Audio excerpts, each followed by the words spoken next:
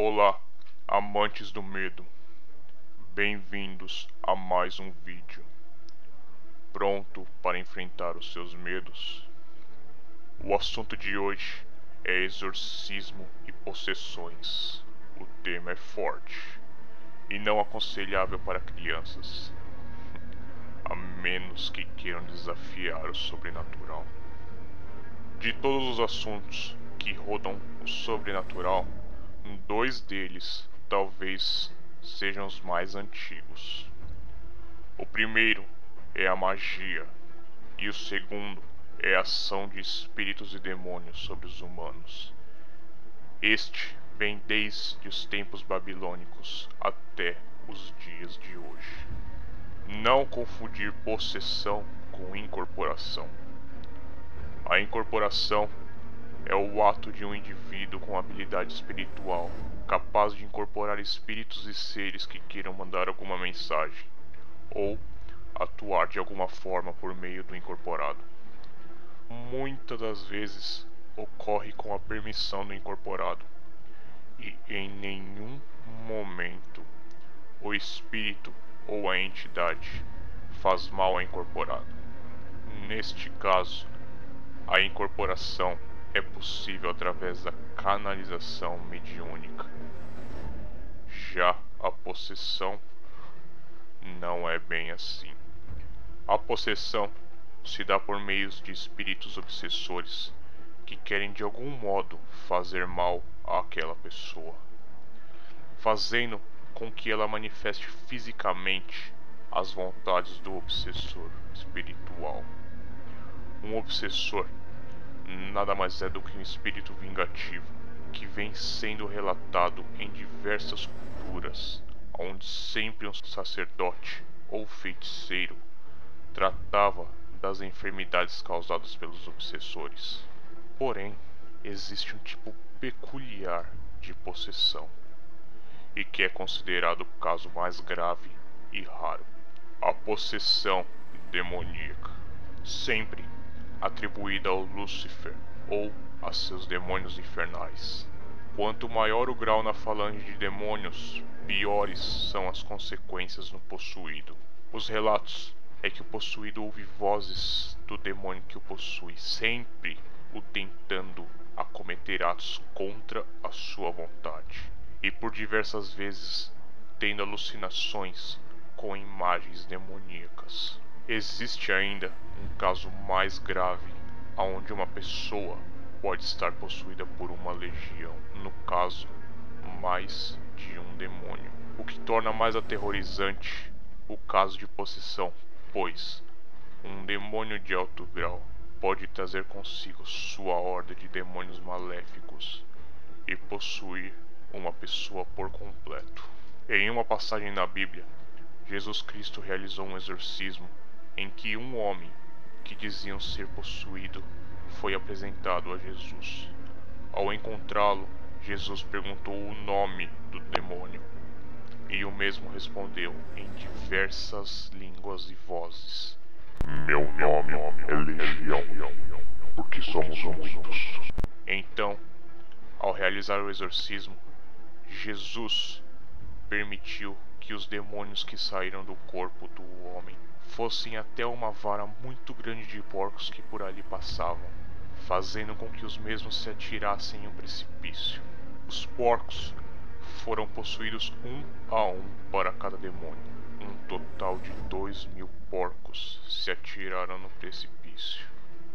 Isso faz ficar claro o terror que é a possessão por uma legião. Casos clássicos de possessão demoníaca se dá pelo tabuleiro Ouija.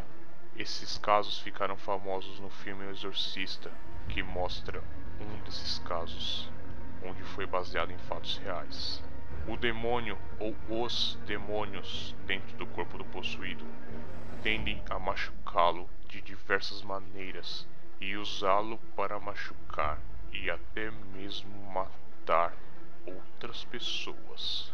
Uma possessão pode ser facilmente confundida com algum distúrbio mental, como esquizofrenia, com apenas algumas diferenças. Diferenças essas que são identificadas por um padre para que aí seja realizado o ritual do exorcismo. Essas diferenças são a habilidade de falar em diversas línguas, das quais o possuído não tinha conhecimento prévio, força sobre-humana, habilidades paranormais e principalmente aversão a objetos santos. Mesmo apresentando essas características, o exorcismo só pode ser realizado pela aprovação do bispo. Pouco diferente ocorre em outras religiões cristãs, onde o ritual é realizado pelos considerados novos apóstolos de Cristo. O caso de exorcismo que ficou mais famoso no mundo foi a de Anneliese Michael, que ficou conhecida como Emily Rose. O nome foi dado pela Igreja Católica para ocultar os fatos. Anneliese era uma garota normal, porém, no fim de sua adolescência, dizia que ouvia vozes à noite e que essas vozes a mandavam cometer atos insanos. Com o passar do tempo, a situação foi piorando e Anneliese acreditava estar possuída por um demônio. Antes fosse apenas um. Seus pais procuraram ajuda psiquiátrica e a garota começou a fazer um tratamento à base de calmantes psicotrópicos. Mas a situação não melhorou. Convencidos de que a jovem estava sofrendo mesmo de um caso de possessão, a família procurou a ajuda da igreja. O primeiro pedido de exorcismo foi negado pelos sacerdotes. Porém, o padre Ernest Alt, um especialista em exorcismo, considerou que a jovem estava mesmo sendo possuída e pediu uma nova permissão, dessa vez ao bispo Joseph Stengler, que, em setembro de 1975, concedeu a permissão ao exorcismo. Então, o padre Arnold Hans, com jura de sigilo total, iniciou as sessões de exorcismo. Mas ele não imaginava o que iria acontecer. Foi descoberto que a garota estava possuída por demônios. Belial, Lúcifer, Hitler, Caim, Nero e Fleischmann. Este foi um padre alemão que caiu em desgraça nos tempos mais antigos. Foram realizados um total de 67 sessões de exorcismos, realizadas pelos padres Hans e Ernst. Anneliese, em uma certa noite, teve um sonho, no qual ela falou com a Virgem Maria. A mãe de Cristo falara que a jovem tinha duas opções: continuar com os rituais de exorcismo até ser curada, ou escolher morrer para que sua vida servisse de testemunho para a humanidade de que o mal infernal existe e que todos nós devemos nos proteger dele. Anneliese escolheu a segunda opção. Em 1 de julho de 1976, a garota morreu, porém morreu em paz e livre dos demônios. A causa da morte foi identificada como desnutrição. A família pediu a exumação do corpo da garota, pois, de acordo com uma freira que teve a visão de que o corpo da garota não entraria em estado de decomposição e este serviria de exemplo para a humanidade. Porém, a igreja negou o pedido, pois afirmava que o corpo da garota já estivesse em avançado estado de decomposição. Dizem que o corpo que se encontra hoje no túmulo de Anneliese não é o seu corpo e que a igreja teria levado o corpo da garota para o Vaticano. O porquê a igreja faria isso, você se pergunta, não? Simples. Para a igreja, assumir que a menina sofreu mesmo de possessão seria confirmar a existência dos demônios e a nossa vulnerabilidade em relação a eles, o que colocaria em xeque a existência da igreja, sendo que ela seria o que nos protegeria desse mal. Mas como seria ela confiável, tendo um caso de uma garota nascida em uma família cristã e possuída por demônios?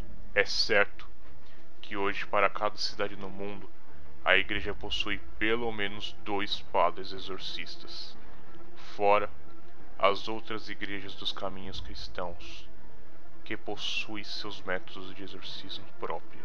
Outro fato bem curioso é que o menor ato de curiosidade em relação ao mundo das trevas nos torna um pouco mais vulneráveis a ser usado como brinquedo nessa horrenda brincadeira infernal. Ou seja, sim, exatamente o que você está pensando agora. O simples fato de estarem vendo esse vídeo, ou até mesmo eu, por estar lhes contando tal história, já nos torna candidatos a servirmos como escravos do macabro mundo infernal. Eu espero que tenham uma ótima noite. Eu sou o Kills e esse é o canal Mundo do Terror. Se gostam de terror, se inscrevam no canal, pois em breve teremos uma nova lenda, uma nova história. E, se caso começarem a ter alucinações com imagens demoníacas ou começar a ouvir vozes, eu espero que Deus tenha piedade de suas almas.